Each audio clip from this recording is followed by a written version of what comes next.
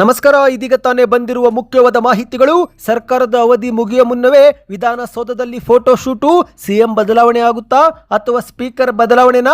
Shocking ಮಾಹಿತಿಗಳು ಬಂದಿವೆ ಸ್ನೇಹಿತರೆ. ದೇಶಾದ್ಯಂತ ಪೆಟ್ರೋಲ್ ಮತ್ತು ಡೀಸೆಲ್ಗೆ ಹಾಹಾಕಾರ. ಬಂಕ್ಗಳ ಮುಂದೆ ಕಿಲೋಮೀಟರ್ ಗಟ್ಟಲೆ ಕ್ಯೂನಲ್ಲಿ ನಿಲ್ಲಲಾಗಿದೆ. ಎಲ್ಲ ಮಾಹಿತಿ ನೋಡೋಣ.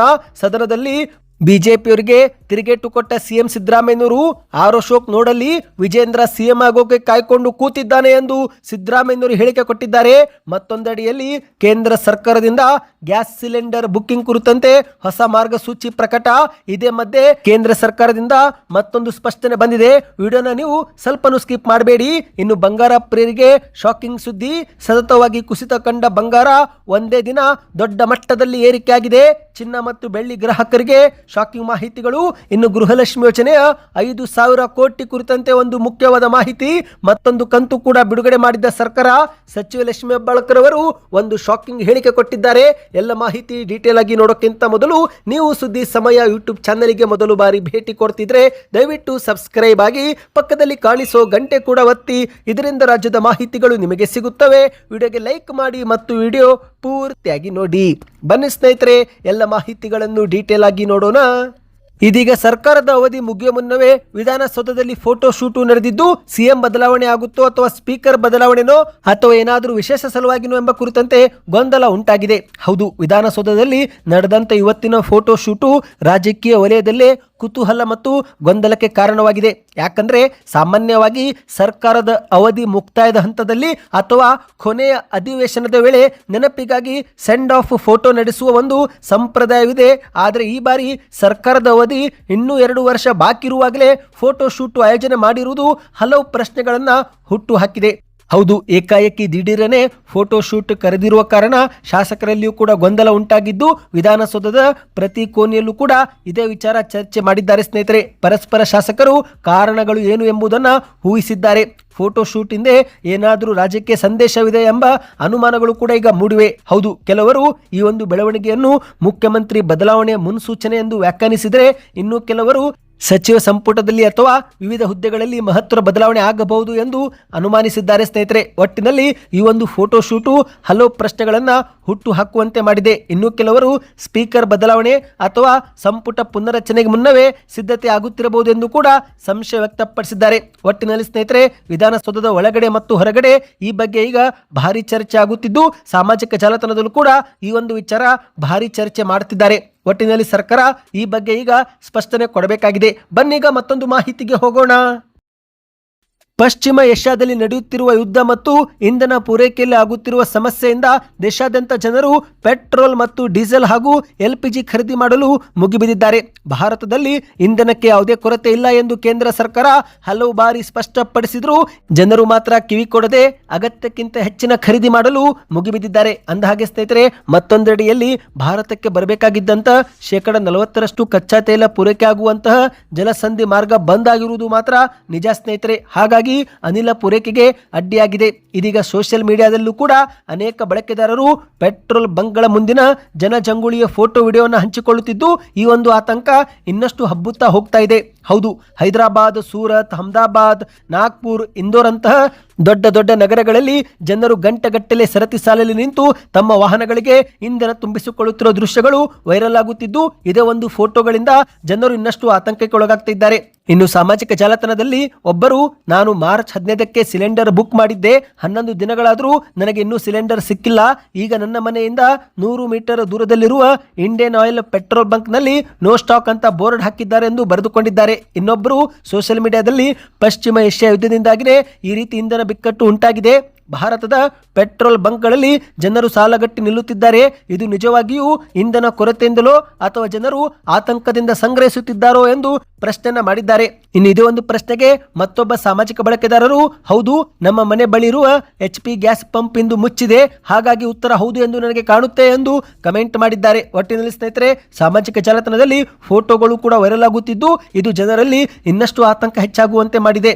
ಹೌದು, ಸರ್ಕಾರ ನಿರಂತರವಾಗಿ ಸಾಕಷ್ಟು ಪೆಟ್ರೋಲ್ ಸ್ಟಾಕ್ ಸ್ಟಾಕ್ ಇದೆ ಎಂದು ಹೇಳುತ್ತಿದೆ. ಆದರೆ ಸಾಮಾಜಿಕ ಜಾಲತಾಣದಲ್ಲಿ ಪೆಟ್ರೋಲ್ ಬಂಕ್ಗಳ ನೋ ಸ್ಟಾಕ್ ಎಂಬ ಬೋರ್ಡು ವೈರಲ್ ಆಗಿದ್ದು ಜನರಲ್ಲಿ ಗೊಂದಲ ಉಂಟಾಗುವಂತೆ ಮಾಡಿದೆ. ಹೌದು, ಸರ್ಕಾರ ಸ್ಟಾಕ್ ಇದೆ ಎಂದು ಹೇಳಿದರೆ ಈ ರೀತಿ petrol bunk no stock board ಏಕೆ ಹಾಕುತ್ತಿದ್ದಾರೆ ಎನ್ನುವ ಪ್ರಶ್ನೆ ಇದೀಗ ಉದ್ಭವವಾಗಿದೆ ಸ್ನೇಹಿತರೆ. ಒಟ್ಟಿನಲ್ಲಿ ಮುಂಬರುವ ದಿನಗಳಲ್ಲಿ ನಿಜವಾಗಿಯೂ ಈ ಒಂದು ಕೊರತೆ ಇನ್ನಷ್ಟು ಜಾಸ್ತಿ ಆಗುತ್ತೆ ಎಂಬುದನ್ನು ನಾವು ಕಾದು ನೋಡಬೇಕಾಗಿದೆ. ಬನ್ನಿ ಮತ್ತೊಂದು ಮಾಹಿತಿಗೆ ಹೋಗೋಣ. ಇಂದಿನ ಕರ್ನಾಟಕದ ವಿಧಾನಸಭೆಯ ಕಲಾಪವು ರಾಜಕೀಯ ಕಾಲೆಳೆಯುವಿಕೆ, ಹಾಸ್ಯ ಮತ್ತು ಭವಿಷ್ಯದ ಮುಖ್ಯಮಂತ್ರಿ ಕುರಿತಂತ ಚರ್ಚೆಗಳಿಗೆ ಸಾಕ್ಷಿಯಾಗಿದೆ. ಅಷ್ಟು ಮಾತ್ರವಲ್ಲ, ಸಿಎಂ ಸಿದ್ದರಾಮಯ್ಯನವರು ವಿಪಕ್ಷ ನಾಯಕರ ಕಾಲೆಳೆಯುತ್ತಲೇ ಚಾಣಾಕ್ಷ ಉತ್ತರವು ಕೂಡ ನೀಡಿದ್ದಾರೆ. ಹೌದು, ಸಿಎಂ ಬದಲಾವಣೆ ವಿಚಾರದ ಬಗ್ಗೆ ಸದನದಲ್ಲಿ ಮಾತನಾಡಿದಂಥ ಸಿಎಂ ಸಿದ್ದರಾಮಯ್ಯನವರು ಹೈಕಮಾಂಡ್ ಎಲ್ಲಿವರೆಗೂ ಸಿಎಂ ಆಗಿರಿ ಎನ್ನುವರೋ ಅಲ್ಲಿವರೆಗೆ ನಾನೇ ಸಿಎಂ ಆಗಿರ್ತೀನಿ ಎಂದು ಸ್ಪಷ್ಟನೆ ಕೊಟ್ಟಿದ್ದಾರೆ. ಇದೇ ವೇಳೆ ಆರೋಶಕ್ ಅವರು ಎದ್ದು ನಿಂತು ನಿಮ್ಮ ಪಕ್ಷದಲ್ಲಿನ ಇನ್ನೂ ಹಲವರು ಕೂಡ ತುಂಬಾ ಕನಸು ಇಟ್ಟುಕೊಂಡಿದ್ದಾರೆ ಎಂದು ವ್ಯಂಗ್ಯವಾಡಿದ್ದು, ಅದಕ್ಕೆ ಮತ್ತೆ ಉತ್ತರ ಕೊಟ್ಟಂತ ಸಿದ್ದರಾಮಯ್ಯನವರು, ಆರೋಶಕ್ ನೀನು ಏನೇ ಕಿತಾಪತಿ ಮಾಡಿದ್ರು ನಮ್ಮ ಪಕ್ಷದವರು ಅದಕ್ಕೆ ಮನ್ನಣೆ ಕೊಡೋದಿಲ್ಲ. ನೀನು ಕೂಡ ಸಿಎಂ ಆಗಬೇಕು ಎಂಬ ಕನಸು ನಿನಗೂ ಇರುತ್ತೆ, ಬೇರೆಯವರಿಗೂ ಕೂಡ ಸಿಎಂ ಆಗಬೇಕು ಎನ್ನುವ ಕನಸು ಇರುತ್ತೆ. ನೋಡುವಲ್ಲಿ ವಿಜೇಂದ್ರ ಕಾಯ್ತಾ ಕೂತಿದ್ದಾರೆ. ನೀನು ಏನೇ ಮಾಡಿದ್ರು ವಿಜೇಂದ್ರ ಮಾತ್ರ ನಿನಗೆ ಸೀಟು ಬಿಟ್ಟು ಕೊಡಲ್ಲ ಎಂದು ಸಿಎಂ ಸಿದ್ದರಾಮಯ್ಯನವರು ನಗುತ್ತಲೇ ಮಾತಿನಲ್ಲಿ ಪಂಚ ಕೊಟ್ಟಿದ್ದಾರೆ. ಇನ್ನು ಇಷ್ಟಕ್ಕೆ ಸುಮ್ಮನಾಗದಂತ ಸಿಎಂ ಸಿದ್ದರಾಮಯ್ಯನವರು, ಏನಪ್ಪ ಅಶೋಕ್, ನಿನಗೆ ಸಿಎಂ ಆಗುವ ಆಸೆ ಇಲ್ವಾ ಎಂದು ಪ್ರಶ್ನೆ ಹಾಕಿದ್ದು, ಆಗ ಅದಕ್ಕೆ ಸಿಎಂ ಆಗುವ ಆಸೆಯನ್ನ ಬಿಚ್ಚಿಡದೆ ಆರೋಶಕ್ ಅವರು ಕೇವಲ ಸ್ಮೈಲ್ ಅನ್ನ ಮಾಡಿದ್ದಾರೆ. ಆಗ ಮತ್ತೆ ಮಾತನಾಡಿದಂತ ಸಿದ್ದರಾಮಯ್ಯನವರು, ಆರೋಶಕ್ ಬೇಕಾದ್ರೂ ಸಿಎಂ ಆಗಲಿ, ಅರವಿಂದ್ ಬೆಲ್ಲದಾದ್ರೂ ಸಿಎಂ ಆಗಲಿ, ಅಶ್ವಥ್ ನಾರಾಯಣ ಆದ್ರೂ ಸಿಎಂ ಆಗಲಿ, ಯಾರೇ ಆದ್ರೂ ನನಗೆ ಸಂತೋಷ. ಆದ್ರೆ ವಿಜೇಂದ್ರ ಇವರ್ಯಾರನ್ನೂ ಕೂಡ ಸಿಎಂ ಆಗೋಕೆ ಬಿಡೋಲ್ಲ ಎಂದು ಮಾತಲ್ಲಿನೇ ತಿಳಿದಿದ್ದಾರೆ. ಬನ್ನಿ ಸ್ನೇಹಿತರೆ, ಮತ್ತೊಂದು ಮಾಹಿತಿಗೆ ಹೋಗೋಣ. ಅದಕ್ಕಿಂತ ಮೊದಲು ವಿಡಿಯೋಗೆ ನೀವು ಲೈಕ್ ಮಾಡಿಲ್ಲವೆಂದರೆ ಲೈಕ್ ಮಾಡಿ ಮತ್ತು ಚಾನಲ್ಗೂ ಕೂಡ ಸಬ್ಸ್ಕ್ರೈಬ್ ಆಗಿ. ಈಗ ಕೇಂದ್ರ ಸರ್ಕಾರದಿಂದ ಒಂದು ಮಾರ್ಗಸೂಚಿ ಪ್ರಕಟವಾಗಿದೆ. ಹೌದು, ದೇಶಾದ್ಯಂತ LPG ಸಿಲಿಂಡರ್ ಬಳಕೆದಾರರಿಗೆ ಕೇಂದ್ರ ಸರ್ಕಾರ ಮತ್ತು ತೈಲ ಕಂಪನಿಗಳು ಹೊಸ ಮಾರ್ಗಸೂಚಿಯೊಂದು ಬಿಡುಗಡೆ ಮಾಡಿದೆ. ಗ್ಯಾಸ್ ಸಿಲಿಂಡರ್ಗಳು ಕಾಳಸಂತೆಯಲ್ಲಿ ಮಾರಾಟವಾಗುವುದನ್ನು ತಡೆಗಟ್ಟಲು ಮತ್ತು ಪಾರದರ್ಶಕತೆ ತರಲು ಈ ಒಂದು ಕ್ರಮ ತೆಗೆದುಕೊಳ್ಳಲಾಗಿದೆ ಎಂದು ಹೇಳಲಾಗ್ತಾ ಇದೆ. ಹೌದು, ಇಂಡಿಯನ್, ಭಾರತ್ ಗ್ಯಾಸ್, HP ಸೇರಿದಂತೆ ಎಲ್ಲ ಗ್ಯಾಸ್ ಕಂಪನಿಗಳ ಗ್ರಾಹಕರಿಗೆ ಈ ನಿಯಮಗಳು ಇನ್ನು ಮುಂದೆ ಅನ್ವಯವಾಗಲಿದೆ. ಹೊಸ ನಿಯಮದ ಪ್ರಕಾರ ನಗರ ಪ್ರದೇಶದ ಗ್ರಾಹಕರು ಒಂದು ಸಿಲಿಂಡರ್ ಪಡೆದ ನಂತರ ಮುಂದಿನ ಸಿಲಿಂಡರ್ ಬುಕ್ಕಿಂಗ್ ಮಾಡಲು ಕನಿಷ್ಠ 25 ದಿನ ಕಾಯಲೇಬೇಕು. ಅಂದ ಹಾಗೆ ಗ್ರಾಮೀಣ ಭಾಗದ ಅಂದ್ರೆ ಹಳ್ಳಿಯ ಗ್ರಾಹಕರಾಗಿದ್ರೆ ಆ ಒಂದು ಅಂತರವನ್ನು 45 ದಿನಗಳಿಗೆ ನಿಗದಿಪಡಿಸಲಾಗಿದೆ ಎಂದು ಹೇಳಲಾಗ್ತಾ ಇದೆ. ಹೌದು, ಮೊದಲು 21 ದಿನ ಇತ್ತು, ಈಗ ಅದನ್ನ 45 ದಿನಕ್ಕೆ ಏರಿಕೆ ಮಾಡಲಾಗಿದೆ. ಇನ್ನು ಅದೇ ರೀತಿ ಸ್ನೇಹಿತರೆ, ಎಲ್ಲಾ ಗ್ಯಾಸ್ ಗ್ರಾಹಕರು ತಮ್ಮ ಆಧಾರ್ ಕಾರ್ಡ್ ಸಂಖ್ಯೆಯೊಂದಿಗೆ ಬಯೋಮೆಟ್ರಿಕ್ ಅಥವಾ KYC ಮಾಡಿಸುವುದು ಕೂಡ ಕಡ್ಡಾಯ.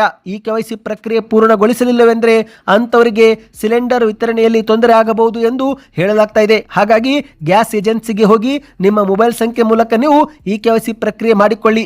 ಇನ್ನು ಮತ್ತೊಂದು ಹೊಸ ನಿಯಮವೇನೆಂದರೆ, ಗ್ಯಾಸ್ ಡೆಲಿವರಿ ಸಮಯದಲ್ಲಿ OTP ಕಡ್ಡಾಯ ಮಾಡಲಾಗಿದೆ. ಹೌದು, ಸಿಲಿಂಡರ್ ವಿತರಣೆ ವೇಳೆ ನಡೆಯುವಂತಹ ಅವ್ಯವಹಾರ ತಡೆಗಟ್ಟಲು ಡೆಲಿವರಿ ಅಥೆಂಟಿಕೇಶನ್ ಕೋಡ್ ಅನ್ನ ವ್ಯವಸ್ಥೆ ಜಾರಿಗೆ ಮಾಡುತ್ತಿದ್ದಾರೆ. ಸಿಲಿಂಡರ್ ಮನೆಗೆ ಬಂದಾಗ ಗ್ರಾಹಕರ ಮೊಬೈಲ್ಗೆ ಒಂದು OTP ಬರುತ್ತೆ.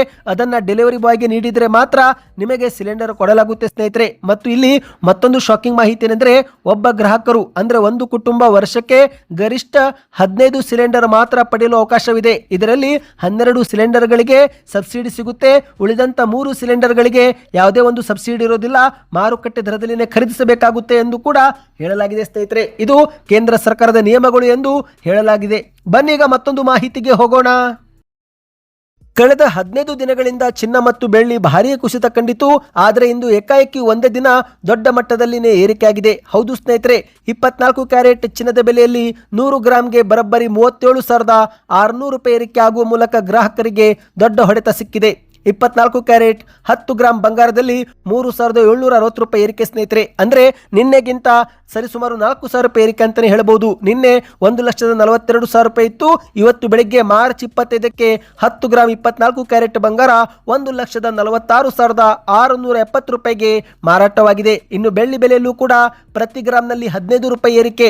ನಿನ್ನೆ 235 ರೂಪಾಯಿ ಇತ್ತು, ಇವತ್ತು 250 ರೂಪಾಯಿ. ಅಂದ್ರೆ 1 kg ಬೆಳ್ಳಿ 2,50,000 ರೂಪಾಯಿ ಸ್ನೇಹಿತರೆ. ಇನ್ನು ಏಕಾಏಕಿ ಬೆಳ್ಳಿ ಮತ್ತು ಬಂಗಾರದಲ್ಲಿ ಏರಿಕೆಗೆ ಕಾರಣ ಏನು ಎನ್ನುವುದು ಕೂಡ ಈಗ ಬಹಿರಂಗವಾಗಿದೆ. ಹೌದು, ಅಮೆರಿಕ, ಇಸ್ರೇಲ್ ಮತ್ತು ಇರಾನ್ ನಡುವಿನ ಶಾಂತಿಯ ಮಾತುಕತೆಗಳ ನಿರೀಕ್ಷೆ ಮತ್ತು ಜಾಗತಿಕ ಮಾರುಕಟ್ಟೆಯಲ್ಲಿನ ಅಸ್ಥಿರತೆ ಹೂಡಿಕೆದಾರರನ್ನು ಮತ್ತೊಮ್ಮೆ ಚಿನ್ನದತ್ತ ಸೆಳೆಯುವಂತೆ ಮಾಡಿದ್ದು, ಹಾಗಾಗಿ ಬೆಲೆ ಹೆಚ್ಚಾಗಿದೆ ಎಂದು ಹೇಳಲಾಗಿದೆ. ನಿಮ್ಮ ಪ್ರಕಾರ ಚಿನ್ನ ಬೆಳ್ಳಿ ಕುಸಿತವಾಗಬೇಕು, ಏರಿಕೆ ಆಗಬೇಕು? ನಿಮ್ಮ ಅನಿಸಿಕೆಯನ್ನು ಕಮೆಂಟ್ ಮಾಡಿ. ಬನ್ನಿ ಇದೀಗ ಕೊನೆ ಮಾಹಿತಿಗೆ ಹೋಗೋಣ. ರಾಜ್ಯದ ಗೃಹಲಕ್ಷ್ಮಿ ಯೋಜನೆಯ ಫಲಾನುಭವಿಗಳಿಗೆ ಇದೀಗ ಬಾಕಿ ಕಂತು ಜಮೆ ಆಗುವುದು ಶುರುವಾಗಿದೆ. ಹೌದು, ಡಿಸೆಂಬರ್ 2025 27ನೇ ಕಂತು ಈಗಾಗಲೇ 15ಕ್ಕೂ ಅಧಿಕ ಜಿಲ್ಲೆಯ ಮಹಿಳೆಯರಿಗೆ ಜಮೆ ಆಗಿದ್ದು, ಇದೇ ಮಧ್ಯೆ ಗೃಹಲಕ್ಷ್ಮಿ ಯೋಜನೆ ಕುರಿತಂತೆ ಸಚಿವ ಲಕ್ಷ್ಮೀ ಹೆಬ್ಬಾಳ್ಕರ್ ಅವರು ಒಂದು ಶಾಕಿಂಗ್ ಮಾಹಿತಿಯೂ ಕೂಡ ಕೊಟ್ಟಿದ್ದಾರೆ. ಹೌದು, ಗೃಹಲಕ್ಷ್ಮಿ ಯೋಜನೆಯಲ್ಲಿ ಹಣ ಹೆಚ್ಚು ಕಡಿಮೆ ಆಗಿದ್ರೆ ಪ್ರಧಾನಿ ನರೇಂದ್ರ ಮೋದಿ ಸರ್ಕಾರದ ಇಡಿ ಇಲಾಖೆ ನನ್ನ ಮನೆ ಬಾಗಿಲಿಗೆ ಬಂದು ನಿಲ್ತಾ ಇತ್ತು ಎಂದು ಲಕ್ಷ್ಮೀ ಹೆಬ್ಬಾಳ್ಕರ್ ಅವರು ಬೆಂಗಳೂರಲ್ಲಿ ಕಿಡಿಕಾರಿದ್ದಾರೆ. ಗೃಹಲಕ್ಷ್ಮಿ ಯೋಜನೆಯಡಿಯಲ್ಲಿ 5,000 ಕೋಟಿ ಹಣವನ್ನು ಕಾಂಗ್ರೆಸ್ ಸರ್ಕಾರ ಲೂಟಿ ಮಾಡಿದೆ ಎಂದು ಬಿಜೆಪಿಯವರು ಆರೋಪ ಮಾಡುತ್ತಿದ್ದಾರೆ. ಒಂದು ವೇಳೆ ಈ ಒಂದು ಯೋಜನೆಯಡಿಯಲ್ಲಿ 5,000 ಕೋಟಿ ಹಣ ಲೂಟಿ ಮಾಡಿದ್ರೆ ಅಥವಾ ಹೆಚ್ಚು ಕಡಿಮೆ ಆಗಿದ್ರೆ ಇಡಿ ಇಲಾಖೆ ಸುಮ್ಮನೆ ಇರ್ತಿತ್ತಾ ಎಂದು ವಾಗ್ದಾಳಿ ಮಾಡಿದ್ದಾರೆ. ಹಣಕಾಸು ಇಲಾಖೆಯಿಂದ ಈ ಒಂದು ಹಿಂದೆ ಅನುಮೋದನೆ ಸಿಗದ ಕಾರಣವೇ 2025ರ ಫೆಬ್ರವರಿ ಮತ್ತು ಮಾರ್ಚ್ ತಿಂಗಳ ಈ ಒಂದು 2 ಕಂತಿನ 4,000 ರೂಪಾಯಿ ಜಮೆ ಆಗಿಲ್ಲ. ಇದನ್ನೇ ಬಿಜೆಪಿಗರು ಸಾಮಾಜಿಕ ಜಾಲತಾಣದಲ್ಲಿ ನನ್ನನ್ನು 5,000 ಕೋಟಿ ಕಳ್ಳಿ ಎಂದು ಹಂಚಿಕೊಂಡು ಅಪಪ್ರಚಾರ ಮಾಡಿ ಟೀಕೆ ಮಾಡಿದ್ರು ಎಂದು ಲಕ್ಷ್ಮೀ ಹೆಬ್ಬಾಳ್ಕರ್ ಅವರು ಕಿಡಿಕಾರಿದ್ದಾರೆ. ಗೃಹಲಕ್ಷ್ಮಿ ಯೋಜನೆಯ ಎಲ್ಲಾ ಕಂತುಗಳು ಜಮೆ ಆಗುತ್ತೆ, ಆದರೆ ಈ ಒಂದು ಹಿಂದೆ ಹಣಕಾಸು ಇಲಾಖೆಯಿಂದಲೇ ಅನುಮೋದನೆ ಸಿಕ್ಕಿದ್ದಿಲ್ಲ, ಹಾಗಾಗಿ 2 ಕಂತುಗಳು ಬಾಕಿ ಉಳಿದುಕೊಂಡಿದ್ದವು ಎಂದು ಲಕ್ಷ್ಮೀ ಹೆಬ್ಬಾಳ್ಕರ್ ಅವರು ಸ್ಪಷ್ಟನೆ ಕೊಟ್ಟಿದ್ದಾರೆ. ಒಟ್ಟಿನಲ್ಲಿ ಸ್ನೇಹಿತರೆ, ಇದೀಗ ಬಾಕಿ ಕಂತು ಜಮೆ ಆಗುವುದು ಕೂಡ ಶುರುವಾಗಿದೆ. ರಾಜ್ಯದ 15ಕ್ಕೂ ಅಧಿಕ ಜಿಲ್ಲೆಯ ಮಹಿಳೆಯರಿಗೆ 27ನೇ ಕಂತು ಜಮೆ ಆಗುತ್ತಿರುವುದು ದೃಢಪಟ್ಟಿದೆ. ನಿಮ್ಮ ಬ್ಯಾಂಕ್ ಖಾತೆಗೂ ಹಣ ಬಂದಿದೆಯಾ? ಪ್ರತಿಯೊಬ್ಬರು ಕಮೆಂಟ್ ಮಾಡಿ. ಮಾಹಿತಿಗಳು ಇಷ್ಟವಾಗಿದ್ದರೆ ಚಾನಲ್ಗೆ ಸಬ್ಸ್ಕ್ರೈಬ್ ಮಾಡಿಕೊಳ್ಳಿ.